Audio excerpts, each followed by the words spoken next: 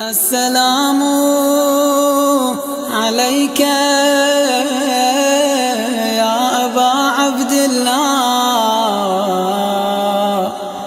السلام عليك يا ابن رسول الله۔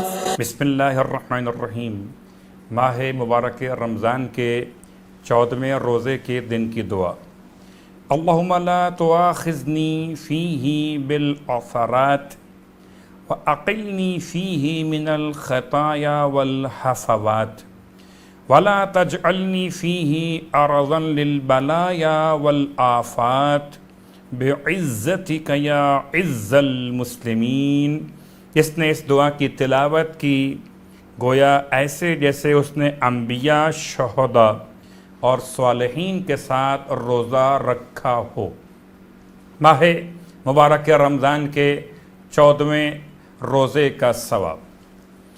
پروردگار عالم حضرت آدم اور نوح علیہم السلام اور ان کے بعد حضرت ابراہیم اور موسیٰ علیہم السلام اور ان کے بعد جناب داؤد اور حضرت سلیمان کی ملاقات کا شرف عطا فرمائے گا، اور ہر پیغمبر کے ساتھ جیسے آج کے روزے دار نے 200 سال تک خدا کی عبادت کو انجام دیا ہو، یہ اس کے لیے ثواب عطا کیا جائے گا۔ ماہ مبارک رمضان کے روزوں کے مسائل میں مسئلہ کہ انسان اگر ماہ مبارک رمضان میں عورت اذان صبح سے پہلے حیض یا نفاس سے پاک ہو جائے اور جان بوجھ کر غسل نہ کرے تو اس کے روزے کا کیا حکم ہے؟ جواب: اگر غسل کے لیے وقت تنگ ہو تو تیمم کرے، اور اگر تیمم بھی نہ کرے تو اس کا روزہ باطل ہوگا۔ آغائے سیستانی روزہ پورا کرے اور بعد میں قضا بھی انجام دے گی۔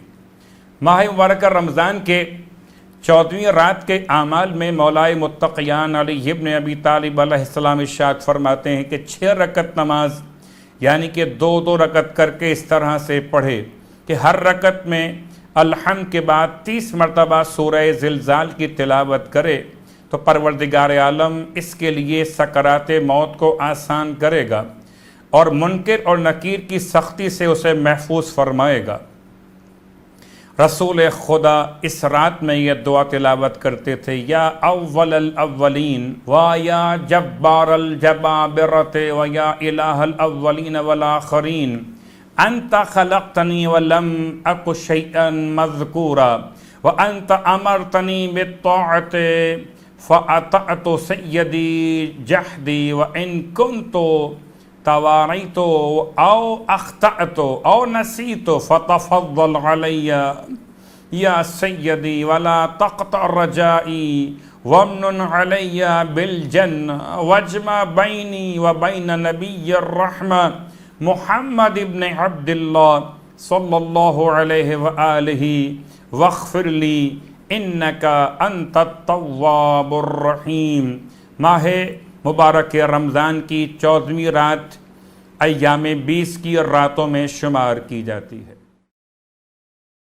سورہ ماعون، اگر کوئی 1 ہفتہ نماز عشاء کے بعد سورہ ماعون کی تلاوت کرے گا تو چاہے بیٹے کا یا بیٹی کا رشتے کا جو مسئلہ ہے وہ حل ہو جائے گا۔ پروردگار سے التماس کہ خدا ہم کو ماہ مبارک رمضان کی دعا اور ماہ مبارک رمضان کے تلاوت قرآن کا شوق عطا فرمائے۔ والسلام علیکم ورحمۃ اللہ وبرکاتہ۔